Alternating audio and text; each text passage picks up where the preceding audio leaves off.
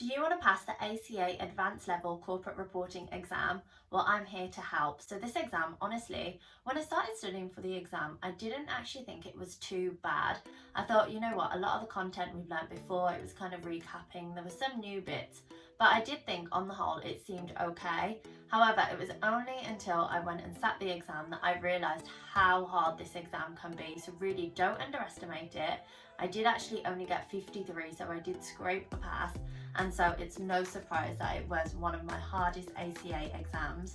So keep watching and I will tell you my lessons that I've learned and exactly how to pass.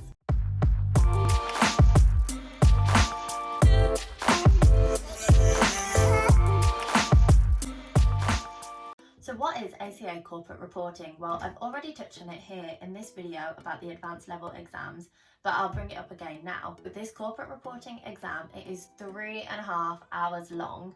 They do just honestly get longer and longer as you go through the ICAEW exams, but not to worry, it does honestly go very quickly. Because it is 3.5 hours long, it is 2.1 minutes per mark, but I'll come on to timing later on in the video.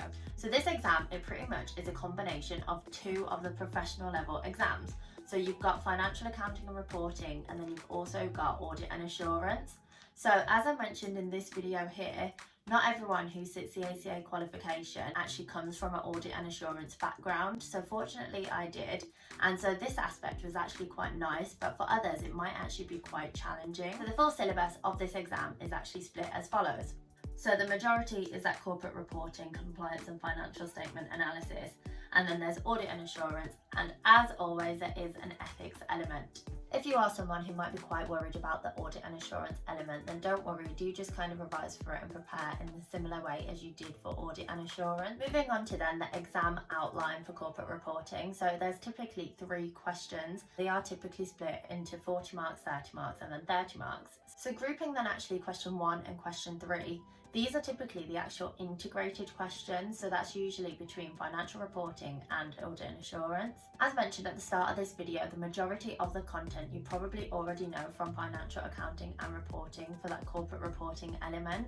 I would therefore honestly just strongly recommend brushing up on this for this exam, but then don't actually neglect the new standards because there are some that really go into a lot of detail, such as IFRS 9 for example. As mentioned, these questions are the integrated questions, so it could be corporate reporting or audit and assurance. What I found though is that these questions honestly just vary so much from paper to paper in terms of the split between the two. You could literally have a question that is almost solely focusing on audit and assurance, or you could have one that is just a lot more mixed. This is honestly where I found that the difficulty came in, because when I first started with my progress test, there was actually quite a mix of audit and assurance. It was on nice topics such as say revenue testing. I was quite comfortable with that, but then in my actual real exam, it was really blended in such a difficult way. So since sitting my exam in August 2020, there have actually been some changes. So now there is a key differentiator between question 1 and question 3, and that is where the advanced information comes in. Like I said, I didn't have to do this, so I don't actually know too much about it, but I do know that there is a data analytics software that is used for it,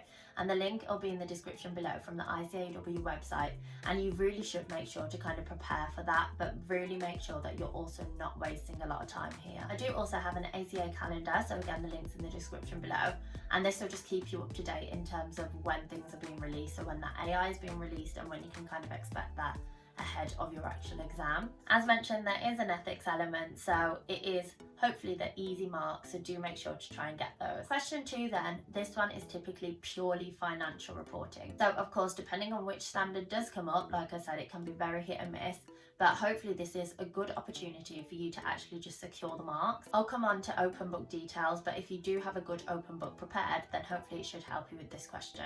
So now I'll just put on screen some examples of financial reporting or financial analysis questions that could come up in the exam. So this will include reviewing the accounting treatments, the choice of accounting policies, the use of accounting ratios, and then performing analytical procedures. So just on that note, the performing the analytical procedures part I did find to be slightly harder than AA, but with some practice you hopefully should be okay. Okay, so you understand the exam, how do you now prepare? So I personally think it's really important just to know how the exam's structured.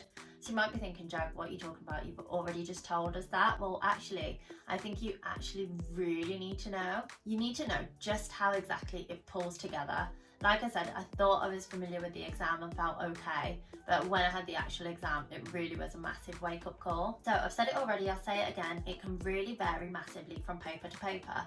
When I first actually started and did that progress test, I actually got about 65, and that was with little work at the start. And so I really thought, you know what, I'll be good at this exam, I should be absolutely fine. I guess what this actually did was gave me a false sense of confidence, and that is why I'm here exactly to share this with you, so hopefully you do have somewhat of a head start on where I started. So let's actually drill into my August 2020 exam to find out exactly why I found it so awful. So firstly, IFRS 9 I'd say is an extremely tricky standard. I personally found it to be probably the hardest out of all of them, and my first question, the 40 marker, was all on this standard. Secondly, I was probably expecting group consolidations to come up. It usually does, but it just did not at all. I guess that was quite surprising for me and a bit annoying because I really did prepare for this. Then that second question, the purely financial reporting question, I said, yeah, great, it should be the time that you can really just get those marks. Well, for me, it was on IFRS 16. I thought I was comfortable on it until actually I realised that the question was kind of worded a bit weirdly and I couldn't really make it out as to what exactly it was asking. So I personally thought that I had a good understanding and then realised that actually I didn't. Cracks started to appear.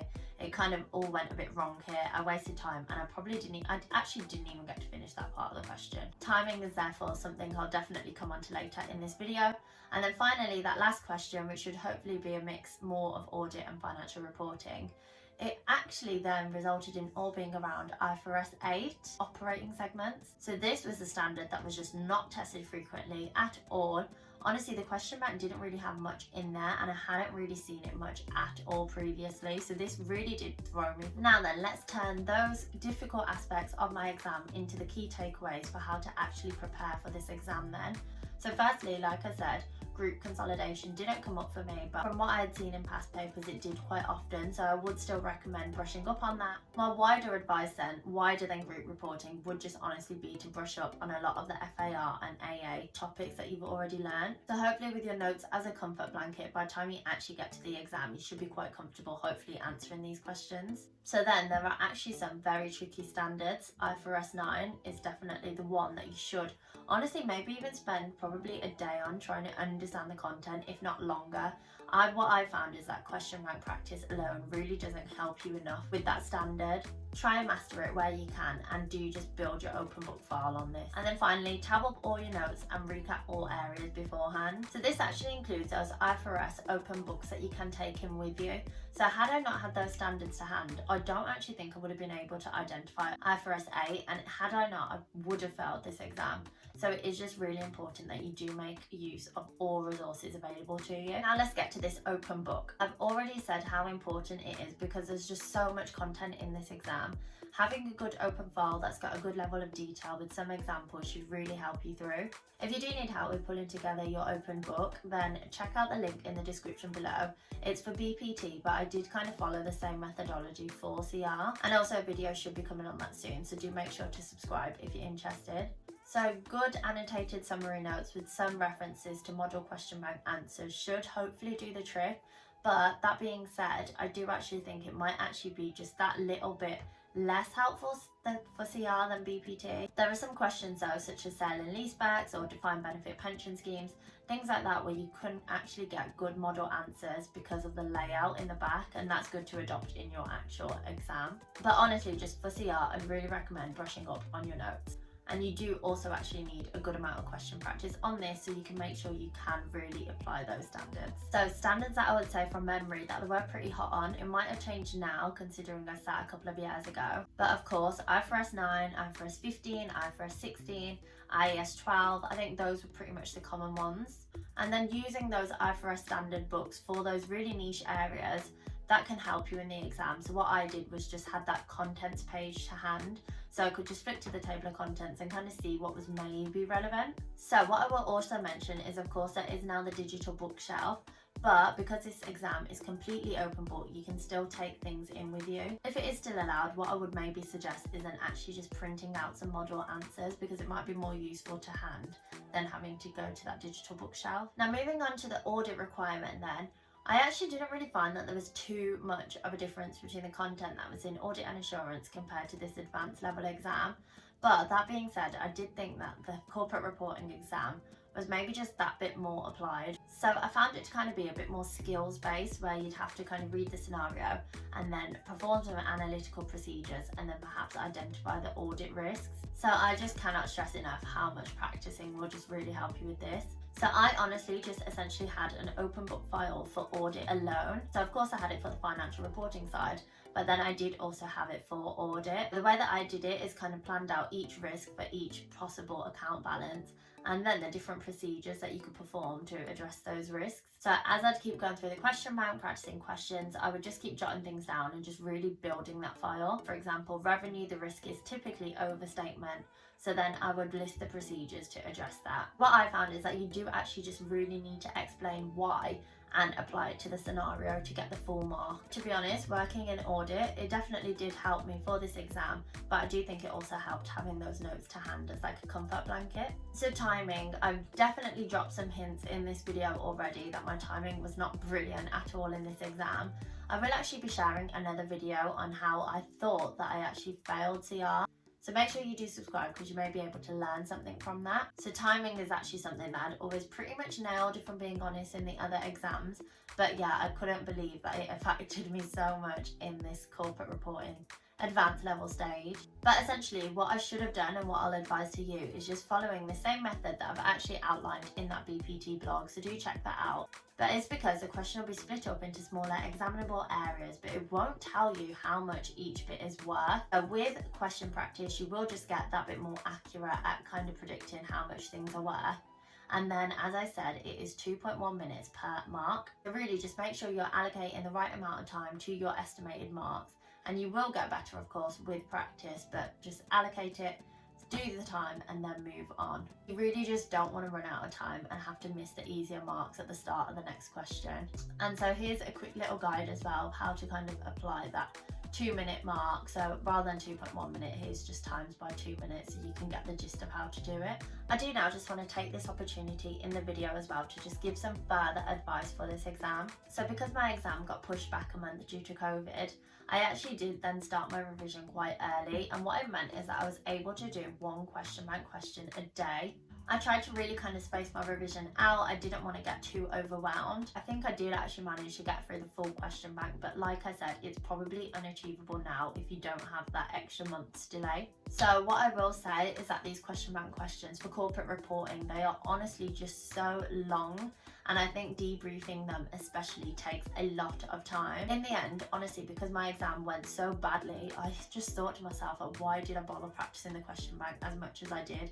Because after my exam, I really just didn't think it made much of a difference at all. So I know that's probably not reassuring to hear, but the reason that I'm saying it to you is because I think the approach for this exam should actually be more of a really content-heavy approach. I think I just personally went wrong because I didn't really take the time to learn the content. Just really take the time to just thoroughly learn those standards that I mentioned, those kind of like difficult ones, and really try to thoroughly understand them if you can. So I personally just probably think that I maybe skipped to the question bank too early, maybe I didn't give the content enough time, or I guess what would have actually helped is just practicing the same type of question, so a question from the same examinable area kind of at a time. So had I done this, say for IFRS 16, I think in the exam I probably would have performed better than when that came up. So just on that point there, I don't actually think that the ICAEW question bank does give it you by those specific areas.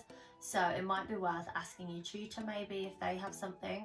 It will be maybe quite time consuming actually to kind of pull this together yourself. So it is good to either ask them, or actually the ACA Advanced Level Telegram group, so link in the description below, where you can connect with other students and just ask questions, help each other, etc. They actually mentioned that this is actually available also through ACA Masters or maybe Paradigm Shift. So it could be worth checking them out, or then you could just simply just search for the term that you're looking for, and because things are digital now, that's probably easier to do. And then finally, I really just think just start preparing that open book as soon as you can. You can even actually start this early with the FAR and AA content. I just think it is easy to burn out with this exam. So perhaps try to do one a day or some bits of a question a day, and just see how you get on, maybe every couple of days, just whatever works for you. So a question someone actually asked me, are the newer ICAEW Question Bank questions, so from the more recent exams, more relevant? So this question I honestly think is actually hard to answer.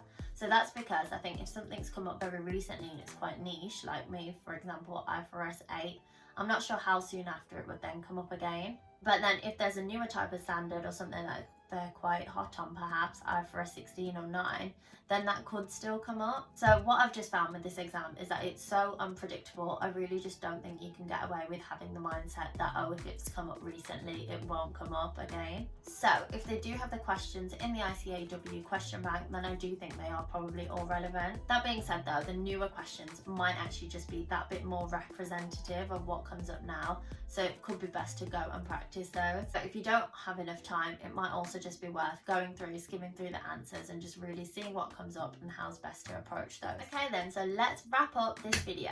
Corporate reporting is one of the hardest exams. Well, I ranked it to be the hardest exam, and that is just because of the unpredictability of this exam. It's also unpredictable, but I just personally found that in corporate reporting, the newer stuff is just harder to understand. Maybe this is just because I didn't put enough time in early on to use the content and I just kind of skipped to the question practice. I don't know, but I mean, considering I messed up my timing, I didn't understand everything properly, I definitely missed things out in the questions in the real exam, and I would say I really did have an awful exam. I still did pass, so if I can do it, you definitely can too. I would also like to take this opportunity in the video to just congratulate you for getting this far. If you're still watching, honestly, just well done, it's amazing. The corporate reporting does have unlimited attempts now because it is an advanced level exam, but of course hopefully you don't need that and you can pass on your first attempt. This really isn't as well the time to just slow down. So what I first heard is, oh, if you get through to the advanced level stage, then you know you're just swimming through.